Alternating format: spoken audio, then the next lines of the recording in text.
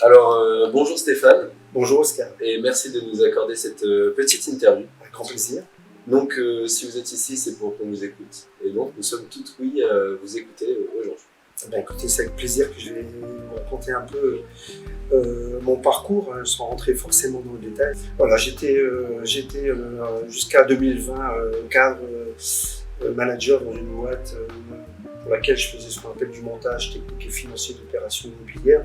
Et puis, c'est en février 2020 que tout s'est arrêté, dans le sens où, effectivement, lors d'un examen, j'ai appris que il y avait la maladie qui s'invitait chez moi, donc en l'occurrence le cancer. Et donc de ce fait-là, évidemment, ça a été un coup d'arrêt, et surtout, voilà, un arrêt nécessaire et imposé dans une vie bien rythmée et épanouie. Mais c'est la vie, c'est comme ça. J'imagine que cette annonce a dû être un choc sur le plan personnel. Pas tant que ça finalement, je dirais que évidemment, on ne peut pas se réjouir d'apprendre qu'on a un cancer. C'est juste que parfois, quand la maladie s'invite chez nous et qu'on est conscient que ça n'arrive pas qu'aux autres, ce jour-là, je me suis dit que c'était mon tour et c'était là et qu'il n'y avait pas d'injustice. Et c'était à moi de prendre mon destin en main, tout simplement. Pour rebondir sur ce que vous venez de dire en parlant de destin, ça a dû vous causer pas mal de changements, je suppose, au niveau professionnel. On sait qu'on est parti pour une paire de mois, une paire d'années, et que aussi tout peut s'arrêter de toute manière. On a malheureusement, je dirais, cette coupure imposée avec l'entreprise, mais nécessaire pour donner la priorité à sa santé et puis et de s'en sortir. 3 ans après, je ne travaille plus. J'ai pu négocier une rupture conventionnelle avec mon employeur.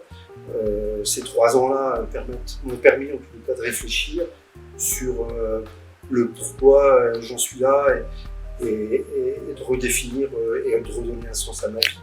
Et aujourd'hui, c'est une reconversion professionnelle qui m'attend, plus que une poursuite de carrière.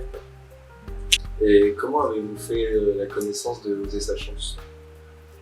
Alors, Oser sa chance, c'est ce souhait, justement, cette prise de conscience que ma vie professionnelle avait probablement contribué largement à ce qui m'est arrivé, qu'il fallait reprendre les rênes et du coup trouver quelque chose de plus en adéquation avec mes capacités, parce qu'elles ne sont plus les mêmes, mais mes aspirations surtout personnelles. Et donc du coup, Oser sa chance, c'est une structure qui a permis de me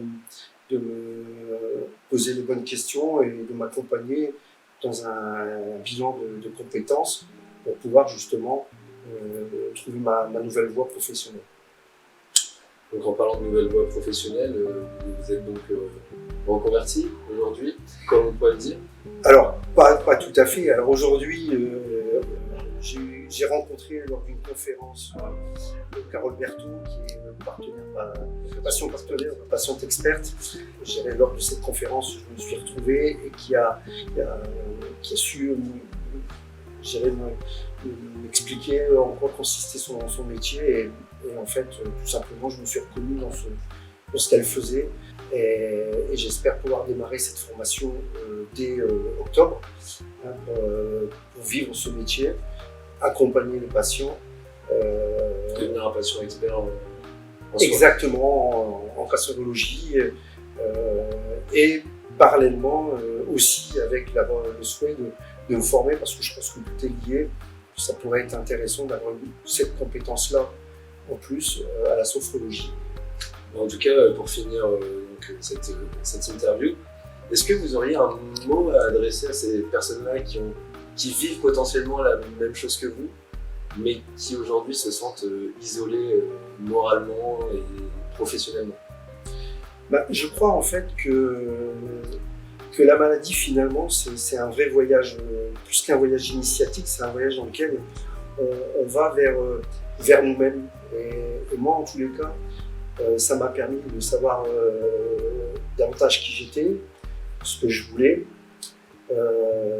pour mon futur, il faut pas avoir peur. Je crois que c'est le mot, il faut pas avoir peur de la maladie, parce que derrière, parfois, un épais brouillard, il y a une belle lumière. Et la belle lumière, c'est les rencontres qu'on peut faire dans son parcours maladie. Soyez rassurés, je veux dire, la maladie peut parfois aussi vous apporter de belles surprises. Écoutez, merci beaucoup Stéphane, c'était un plaisir d'échanger avec vous. Écoutez, Oscar, de même.